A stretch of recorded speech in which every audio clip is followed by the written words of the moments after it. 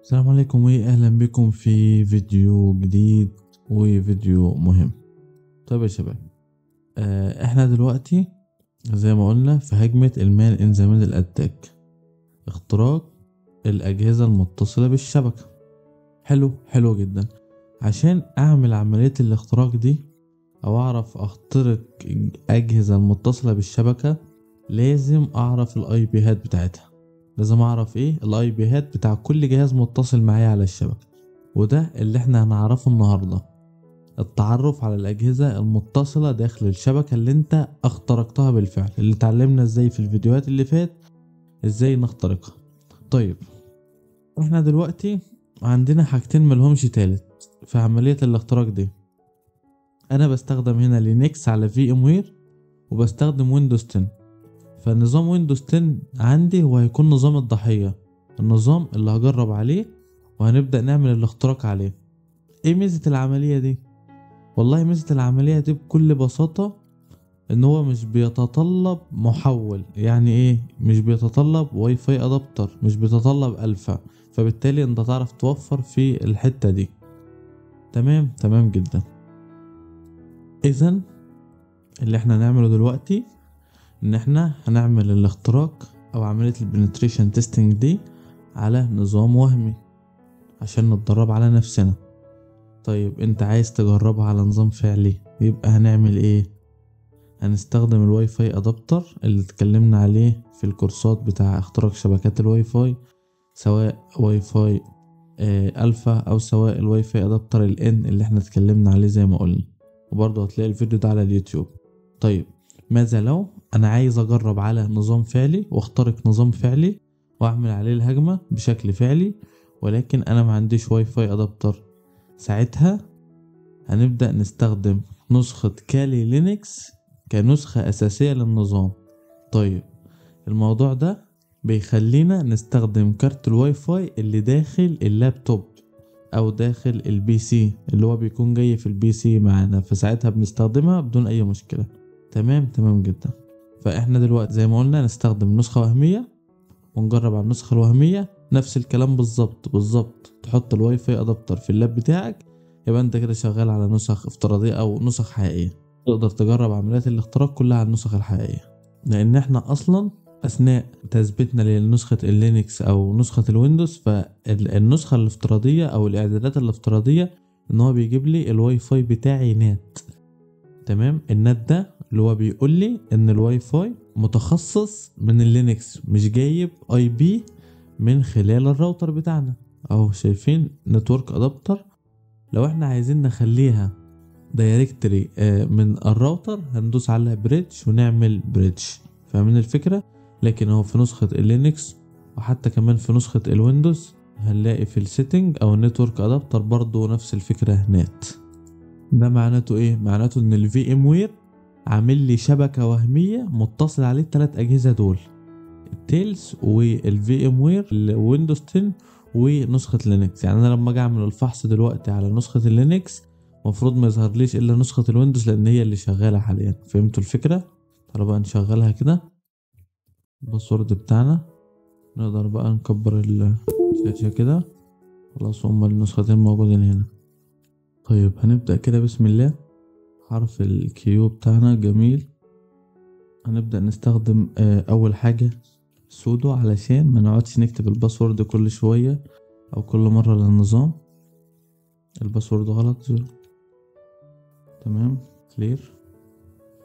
هنبدأ بقى نستخدم الامر ايه، نت ديسكفر بيس داش ار، وبعدين هنجيب الاي بي ونحطه. طيب الاي بي ده فين او بيتجاب منين؟ صغر كده. هنفتح تيرمينال تانية، نيو ويندو، و اي بي config اسف اف config. الاي بي بيكون للويندوز، وهنا شايفين ظهر لنا ايه الاي بي على الامتداد ده 58 128. تمام، ركزوا بقى في الحتة دي. تعالوا كده لمحة بسيطة وسريعة لنظام الويندوز. لما نيجي هنا مثلا على CMD ونكتب IP config ثم انتر، شايفين جاب لنا ايه؟ ثانية واحدة. الاي بي مشابه جدا لبتاع اللينكس 58 129. طيب بتاع اللينكس 128. ده كده لان الفي ام وير مدينا نظام مشابه، نت شبكة داخلية. طيب نقفل بقى الفي ام وير كله كده، ونيجي مثلا للسي ام دي بتاع النظام الاصلي مع اي بي كونفيج ثم انتر، هتلاقيه مديلنا ايه 1 3. شايفين كده مخصص لنا الشبكة دي اللي هي الأصلية غير الشبكة الوهمية تماما، فرق السماء والأرض. فهمتوا الفكرة؟ طيب تمام. نروح بقى للنظام بتاعنا، ناخد الاي بي. حلو، كنترول شيفت سي ثم كنترول شيفت في عشان نعمل نسخ. ولكن احنا مش عايزين نفحص الشبكة بتاعتنا بس، اللي هو انا كده لما اعمل فحص هيعمل لي فحص للشبكة بتاعتي، لا انا عايز اعمل فحص لكل الشبكات اللي واخدة اي بي شبيه لده. يعني من الاخر هفحص شبكات النت. طيب انا دلوقتي لو عايز افحص شبكات الواي فاي الاصلي يبقى احط الاي بي الاصلي. فهمتوا الفكرة؟ هنبدأ نحذف اخر كده 1/24. طيب ليه كده؟ ده لانه هيعمل لي فحص لجميع الاجهزة المتصلة بالراوتر، اللي هي ايه، اللي هي الشبكة الداخلية النات، اللي هو مفروض كده يجيب لي ايه، يجيب لي شبكة الويندوز ان هو متصل على نفس الشبكة. فهمتوا الفكرة دي؟ مش عايز اعيد فيها كتير. انتر. زي الفل، ادي كده جاب لي شبكة الويندوز زي ما انتوا شايفين اهي كده شبكة الويندوز. طيب باقي الشبكات دي عبارة عن ايه؟ بقية الاي بيهات والماك ادرس ده بيكون عبارة عن جيت اواي. جيت اواي يعني اجهزة افتراضية بيعمل لي افتراض ان هو متصل على شبكة حقيقية، تمام. لكن احنا بنجرب على شبكة النات بتاع الفي ام وير اللي هي الشبكة وهمية. اتفقنا؟ اتفقنا. طيب من خلال بقى الماك ادرس ده يا شباب، الماك ادرس ده اللي احنا هنستخدمه عشان نعرف نعمل عليه هجمة المان ان ذا ميدل اتاك لكل جهاز من خلال الماك ادرس ده. طيب انا بقى دلوقتي هعمل ايه؟ هفحص على الشبكة الاصلية شبكة البيت. هحط حاليا في اللابتوب بتاعي الواي فاي ادابتر اللي انا بستخدمه اللي هو الفا. وبالمناسبة الفا ده ممكن تشتريه من خلالنا، من خلال المتجر عندنا او من خلال التواصل معايا، وبيوصلك لحد باب البيت. تمام. طيب يا شباب دلوقتي بقى احنا هننتقل من الشبكة الداخلية اللي عاملها لي الفي ام وير اللي هي اسمها نات للشبكة الخارجية اللي هي بتاعة الواي فاي ادابتر. فانا كده نظام الفحص الشبكات، النظام اللي انا هعمله ده هعمله على شبكة اصلية فعلية، تجربة اختبار اختراق فعلية. طيب انا كده هوصل الواي فاي ادابتر بتاعي وانا بستخدم من نوع الفا، وبعدين كونكت تو فيرتوال ماشين تي دبليو لينكس، وبعدين ايه اوكي. تمام تمام جدا. طيب كده الواي فاي ادابتر وصل معايا على الفي ام وير اهي. وبعدين هنيجي على الديفايسز وهنلاقي الواي فاي ادابتر وصل معايا اهو، هو ده الواي فاي بتاعي. تمام تمام جدا. هنخلي دي للفحص وهنعمل تيرمينال تانية عشان نجيب من عليها الاي بي بتاعنا. اكبر لكم الخط كده شوية وهنكتب fconfig، يبدأ يظهر معايا كارت ال ATH0 وده كارت الواي فاي ادابتر. بالمناسبة هو ما بقاش جايب الاي بي ده كده حقيقي، الاي بي ده حقيقي. فاحنا عشان نجيب الاي بي ده لازم نتأكد ان الشبكة اوريدي متوصلة. تمام اهو متوصلة، مش على الواي فاي او الكارت اللي هو الاي سي بتاع اللابتوب. فاهمين الفكرة؟ مش بالكارت ده. طيب هنبدأ بقى نستخدم ايه الاول كده، سودو اس يو، وبعدين هنبدأ نستخدم الامر discover.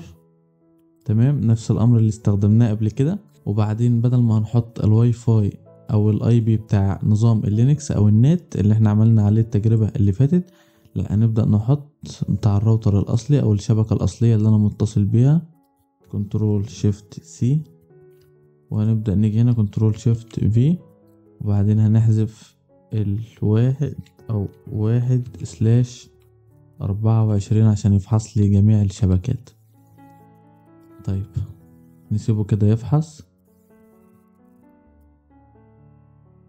طيب هو هنا بقى ليه عوق وجاب لي الاي بي هات غلط. بصوا بقى جايب لنا ايه، جاب لنا الاي بي هات اللي هي بتاع الشبكة الاساسية. ركزوا بقى في الحتة دي اهو، الشبكة الاساسية اللي هو امتدادها 58. صح صح جدا. فاحنا عايزين نقفل ال ATH0 لان هو كده اتعامل بيها. او عمل الفحص على شبكة النت الوهمية، واحنا قلنا ان احنا عايزين نستخدم الشبكة الاصلية اللي هو ده الامتداد بتاع الاي بي بتاعها. يبقى هنعمل ايه؟ هنبدأ ان احنا نوقف الفحص ده كده كنترول سي، وهنيجي هنا هنعمل ايه؟ هنستخدم الامر sudo fconfig ونكتب اسم كارت الشاشة اللي هو ال ETH0، وبعدين هنقول له ايه داون، وعكسها up عشان لما نيجي نشغله تاني. حلو جدا. fconfig هتبص هتلاقي جاب لنا ايه؟ جاب لنا اللي هو كارت الواي فاي ادابتر بس. حلو جدا. نبدأ بقى نيجي هنا تاني ونستخدم نفس الامر وانتر، هيبدأ يجيب لنا الشبكات اللي هي الاصلية. دي الاي بيهات المتصل على الراوتر، ده بيكون الخاص بالراوتر اهو، والماك ادرس، وده اللابتوب بتاعي، وده بيقول لك unknown او غير معروف. وبس يا سيدي، لحد هنا نكون وصلنا لنهاية الفيديو بتاعنا. اشوفكم ان شاء الله في فيديو جديد. سلام. السلام عليكم واهلا بكم في فيديو جديد. في الفيديو ده ان شاء الله هنعرف ازاي نجيب معلومات حساسة عن الشبكة باستخدام nmap. nmap هي اختصار لنتورك مابر. الأداة دي من خلالها بقدر أعرف معلومات عن الشبكة والأجهزة اللي على الشبكة بدون إثارة أي نوع من الأنواع الشك للأجهزة دي. يعني هنقدر نعرف على شوية معلومات زي عناوين الاي بي للمتصلين بالشبكة، وعناوين الماك ادرس، وأنظمة التشغيل، والبورتات أو المنافذ المفتوحة، وكمان البروتوكول. وتقريبا دي أغلب المعلومات اللي بتكون موجودة على الشبكة. دلوقتي احنا نستخدم أداة اسمها nmap على نظام التشغيل VMware كالي لينكس.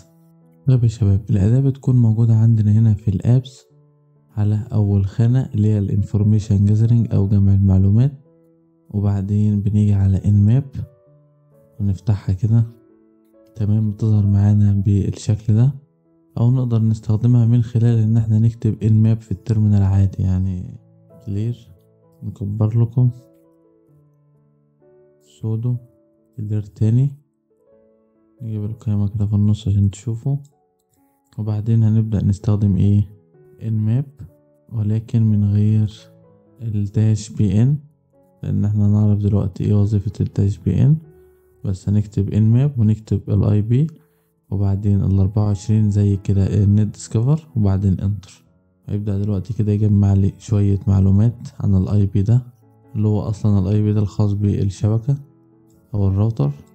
طيب يا شباب، في حاجة بسيطة دلوقتي، ان الفحص عوق جدا. طيب ليه عوق؟ يعني نبص هنا و15 بدأنا الفحص، و15 دلوقتي و19 ومشتغلش الفحص. ليه؟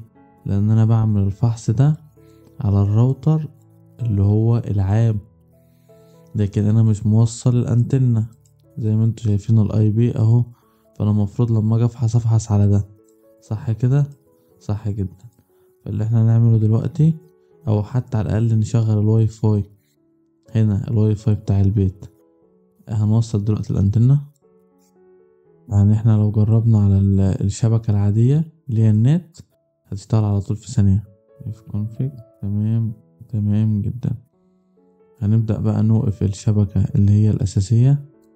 جاب لي الاي بي اهو اللي اقدر من خلاله افحص الشبكة. نيجي هنا نعمل كنترول سي، ثم نفس الامر تاني، او ممكن مثلا ده الامر اللي هو الديفولت، ممكن ندخل على الامر اللي بعد كده. الديفولت هنا هيجيب لي اوامر عادية جدا، لكن انا عايزين نستخدم، نبدأ على طول في المفيد داش اس ان، وبعدين ندوس على انتر ونسيبه دلوقتي يفحص. مش هيكمل، مش هيعوق. في ثواني معدودة جدا خلص الفحص، يعني في 32 ثانية. بيقول لي ان في 7 اجهزة متصلة بالراوتر، وفعلا في 7 اجهزة. تمام. الانماب سكان هنا اول جهاز عندنا وهو الراوتر. تمام، وهو اسمه الماك ادرس بتاعه، وده اسمه الزد تي اي اللي هو اسم الراوتر اصلا. عندنا جهاز تاني اللي هو 1-3، وده تقريبا الجهاز بتاع الاصل اللي هو البي سي. عندنا ايه تاني؟ عندنا جاب لي معلومات برضو، ده اسم مش عارف مسمينه هنا كده ليه اللاب. ده جهاز تليفون عندي. هنا بقى الفكرة ان في الابل بيجيبوا اسمه. يعني هنا ده مثلا يكون تليفون اندرويد ريلمي بتاع الوالد مثلا، وريلمي برضو بتاع الوالدة، فجايبهم لي unknown اللي هو جهاز غير معروف، ولكن في الابل جايب لي الاسم فعلا. تمام جدا. هنا اللي هو ده اخر اي بي، ده اللي هو بتاع نظام اللينكس اهو. راح فين اهو، شايفينه؟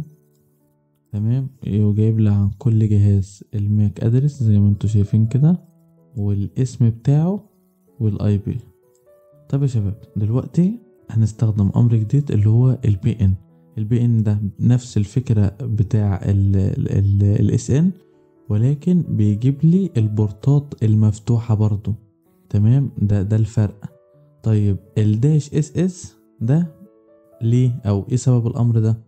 ببساطة في بعض الاجهزة الراوتر لما يلاقي مثلا ماك معين بيعمل عليه فحص يجي مديله بلوك، معرفش افحص تاني، فبنستخدم امر الاس اس اللي هو اس سمول واس كابيتال. طبعا مديني برضو نفس الاوامر، مفيش اي جديد. تمام. يعني هنا بيقول لي 6 اجهزة اهو، يعني في جهاز قفل قعد دقيقتين تقريبا، فعلا قعد دقيقتين. دي شوية معلومات ان ماب سكان، نفس الاجهزة برضو الاي بي هات مع البورتات بقى. هي دي الفكرة. تمام. البورتات اهي فوق، يعني مثلا هنا الماك ادرس بتاع الفون بتاعي، والبورت اللي هو التي سي بي اللي هو 49 152 اوبن. تمام. اللابتوب تمام نفس الاي بي اهو، والبورتات المفتوحة او لا كلوز البورت ده ولكن مقفول. هنعرف قدام ازاي نستغل البورتات دي اكيد.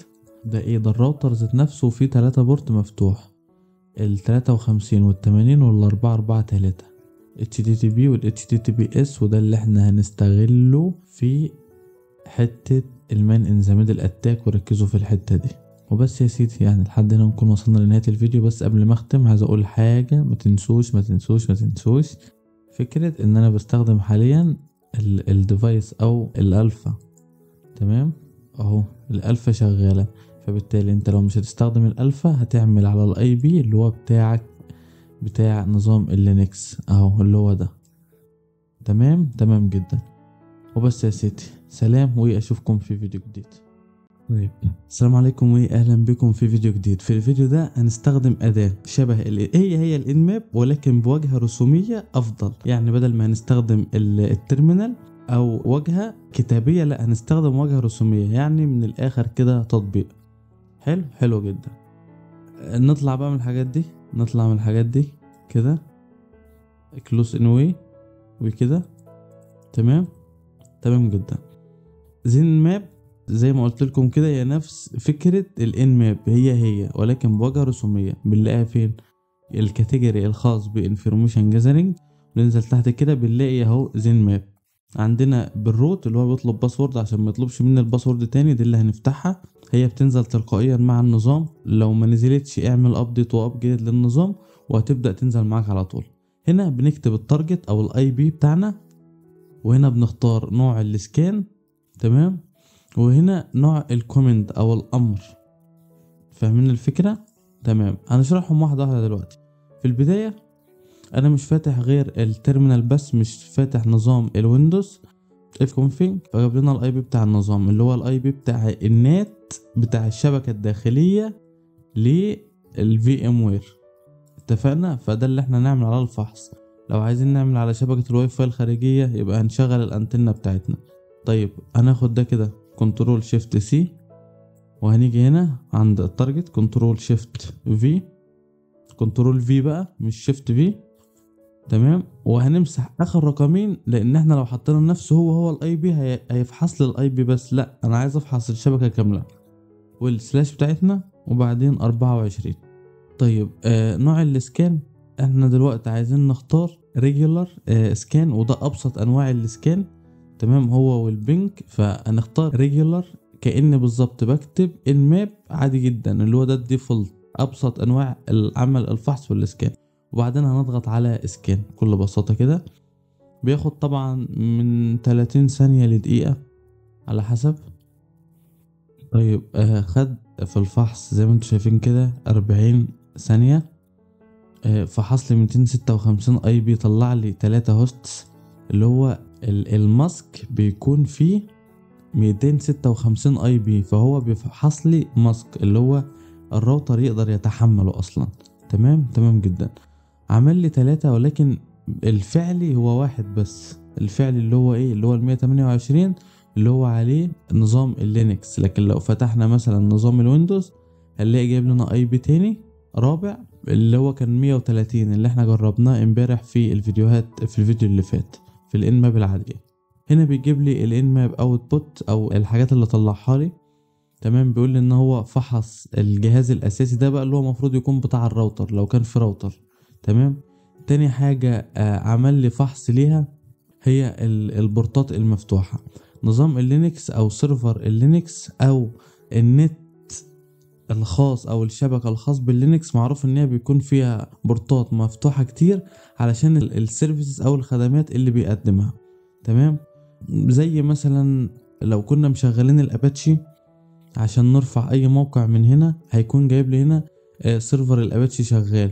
كل خدمة من دي او كل بورت من ده تابع لخدمة ممكن اخدها كده كوبي واروح على فايرفوكس وابدأ افحص او اعرف الخدمة او السيرفيس دي بتقدم ايه. تمام جدا. عندنا هنا جايب لنا الماك ادرس بتاع الفي ام وير، وباقي الاجهزة دي ما تلزمناش لان هي نوعا ما وهمية. تمام. احنا اهم حاجة عندنا اللي هو اصلا اللي احنا مش مشغلين غيره الا وهو نظام اللينكس. طيب نبدأ بقى نشغل الانتنة بتاعتنا، كونكت وبعدين تي دبليو واوكي. الانتنة ذات نفسها بتبدأ تنور معايا باللون الازرق، فبعرف بعدها ان هي اتوصلت معايا اصلا من غير اي حاجة. طيب هي ظهرت معايا اهي. نبدأ نيجي هنا ونشغل البروفايل، طلعت لي الاي بي اصلي اهو. بعدين بقى نبدأ ناخد الاي بي ده كوبي ونروح برضو لنفس الاداة، معرفش ايه اللي خلانا نطلع منها، زين ماب روت. وبعدين نبدأ بقى نعمل الفحص اهو. هنشيل اخر رقم من اللي هو 18 ونحط 24 عشان يفحص لي كل الاجهزة. هنخلي هنا نوع السكان ماشي، ممكن نجرب. احنا عندنا الانتنسن سكان وعندنا السلو ده برضو سكان قوي جدا، فنبدأ ماشي بالانتنسن سكان وبعدين سكان. ده الامر بتاعه لو انا كنت عايز استخدم الانماب فده بيكون الامر بتاعه زي ما انتوا شايفين كده لو انا استخدم الانماب مش الزين ماب. طيب يا شباب فحص الانتنس سكان بيطول جدا.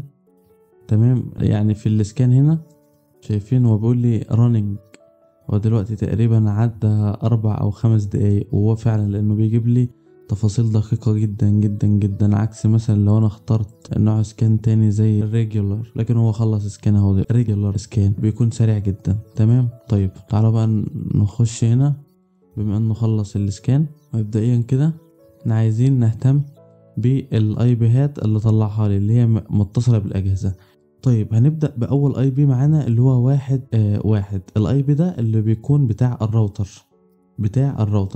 فهنلاقي في البورتات ان هو فاتح معايا بورت، اول بورت هو الدومين وتاني بورت هو ال HTTPS اللي هو فاتح على TCP/80. وبالفعل صفحة الراوتر لما بنيجي ناخد نفس الاي بي ده 192.168.1.1 ونحط على جوجل او اي متصفح بيطلع لي الصفحة بتاعت ال ZTE اللي هي بتاع اعدادات الراوتر. تمام. على امتداد او سيرفر او على خدمة ال HTTP. تمام. دي كلها طبعا عارفينها. لما نيجي على الهوست والبورت دي كده البورتات المفتوحة بورت 53 وبورت 80 وبورت 443 كلهم TCP وكلهم اوبن. تمام. عندنا ال HTTPS وال HTTP دول صفحات الراوتر او خدمات الصفحة بتاع الراوتر اللي بقدر من خلالها اغير الباسورد او اغير اسم الشبكة وكل الحاجات دي. طبعا عندنا التوبولوجي او الخريطة زي اللي هي بتكون عبارة عن الراوتر وحواليه الأجهزة المتصلة بيه ولكن على شكل خريطة كده.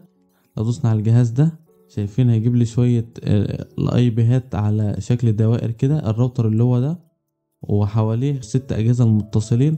عندنا الهوست أو الديتيلز دي عدد البورتات اللي موجودة 1000 بورت، في منهم 3 بس اللي مفتوحين والحالة بتاعته أب يعني برضو مفتوح. ده عنوان الاي بي وده عنوان الماك ادرس. تمام.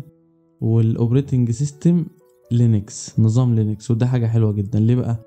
ان انا لو جيت على الفحص العادي اللي هو مش انتنس، اللي هو مثلا ريجولار، لا مش هيجيب لي نوع النظام، في شوية معلومات مش هيجيبها لي اصلا. تمام. في هنا كمان معلومات اي بي اي دي، بيجيب لي معلومات كتيرة مش بتكون متاحة في الريجولار. تمام جدا. عندنا اي بي تاني اهو، مفهوش ولا بورت مفتوح، وده غالبا بيكون بتاع تليفون او ممكن يكون تقريبا بتاع اللاب اللي احنا فحصناه امبارح، مش متذكر. جايب لي الماك ادرس وجايب لي الاي بي. تمام. لو كان في اوبريتنج سيستم او كان بتاع اوبريتنج سيستم كان جابه لي هنا. تمام. توبولوجي والهوست، دي شوية المعلومات اللي الانماب العادية بتطلعهم. تعال نشوف ده كده. ده فيه 2 بورت مفتوحين، تي سي بي وتي سي بي. هوست ديتيلز، نوع الجهاز مش جايب نوع الجهاز، يبقى ده في الغالب تليفون، جهاز تليفون. هنا برضو بيقول لي نوت افيلابل، اللي هو الاوبريتنج سيستم اللي احنا بنبقى مثلا عايزين نعرفه مش جايبه. ونفس الكلام هنا برضو الانماب او البوت والبورت والتوبولوجي والهوست ديتيلز. طيب احنا ممكن نطلع مثلا بيانات اقوى من كده. ممكن نختار مثلا فحص تاني عادي جدا. فانت تقدر من خلال الزين ماب بتاعتك تحدد او تتعامل مع كل فحص. الانسرت سكان والبلس يو دي بي والريجولار اللي هو ابسط انواع السكان اللي هو كأني بكتب انماب عادية، وكمان السلو اللي هو اقوى حاجة بتطلع معلومات. ليه انا مش هتعامل بيها او مش هطلع المعلومات دي كلها؟ لان ببساطة المعلومة اللي انا هحتاجها من الزين ماب بسيطة جدا. ايه هي؟ انا هحتاج، او احنا بناخد الكورس ده اسمه هجمة المان ان ذا ميدل اتاك، الاجهزة المتصلة على الشبكة. فاذا انا كده طلعت المعلومة اللي انا عايزها، اللي هي ايه؟ اللي هي عبارة عن الاي بي هات، وان كل اي بي من ده اقدر اجيب الماك ادرس بتاعه، وده اللي انا هستخدمه. فانا مش عايز حاجة اكتر من كده، ان انا اتعلم في الفيديو ده حاليا ازاي اطلع كل اي بي او الاي بي هات المتصلة على الجهاز والماك ادرس بتاع كل اي بي، عشان اعرف بعد كده اعمل هجمة المان ان ذا ميدل اتاك. فانت عايز تعمل فحص اكتر تقدر تستخدم كل انواع الاسكان دي. وبالمناسبة معلومة كده على الهامش، احنا شارحين 6 انواع من الاسكان ده في كورس الانفورميشن جاذرينج او جمع المعلومات، وكنا في خانة او كاتيجوري او سيكشن جمع معلومات عن الشبكة استخدمنا اغلب انواع الاسكان دي. تمام. لكن احنا دلوقتي عرفنا اللي احنا عايزينه، كل اي بي، وعرفنا ازاي نعمل اي بي اللي هو بتاع الداخلي بتاع النت، وازاي نستخدم الاي بي الخارجي اللي هو بتاع الراوتر كمان. ومستخدمين حاليا الواي فاي ادابتر او الانتنة. لحد هنا نكون وصلنا لنهاية الفيديو بتاعنا. اشوفكم ان شاء الله في فيديو جديد، بل سيكشن جديد. في السيكشن الجاية نبدأ ندخل في العملي، وازاي نعمل هجمة المان ان ذا ميدل اتاك على طول. سلام.